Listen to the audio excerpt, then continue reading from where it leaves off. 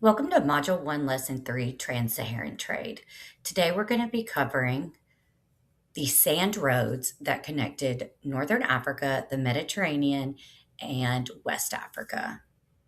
Much like the Silk Roads connected Asia to the Middle East and Europe. Like the Silk and Sea Roads, this trade begins as the result of environmental variation. So each region has something to offer to the other region. The North African coastal areas have cloth, glassware, weapons, and books. The Saharan region has copper and salt. The savanna grasslands have grain crops, and sub Saharan forests have tree crops like yam and kola nuts.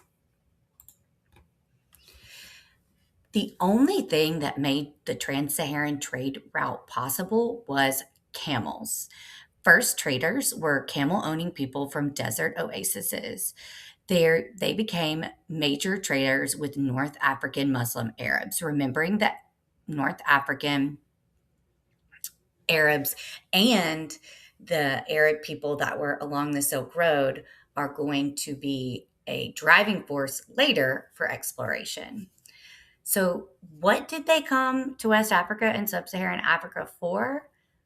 Firstly, gold, ivory, kola nuts, and slaves.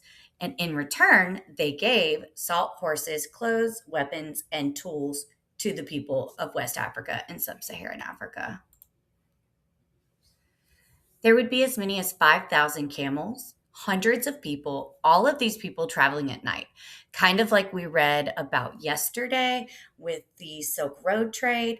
You have a lot of hazards in the desert along these trade routes. So, by traveling in these groups and traveling at night, they avoided some of the hazards in trans Saharan trade, which would be things like bandits, the heat, and sandstorms, all of these things contributing to making the trans Saharan trade route very difficult.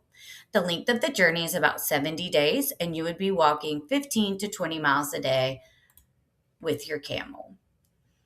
So, these new wealth and resources from trans Saharan trade allowed for some regions to construct very large empires. You have Ghana and Mali and Songhai are going to be your major empires that grow and expand along these trade routes between 500 and 1600 CE.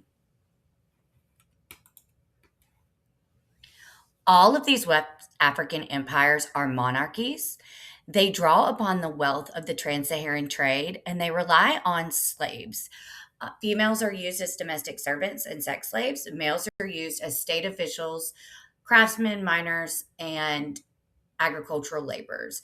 It would be the slaves would be used as slaves for state officials, craftsmen, and miners, and they would be the laborers, just to be clear.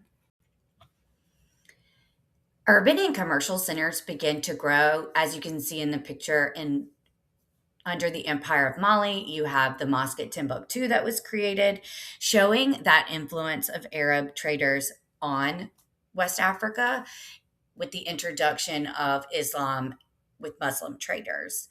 You will see later Mansa Musa is going to come into play, and he is going to be who brings a bunch of wealth as well as Islam throughout North Africa.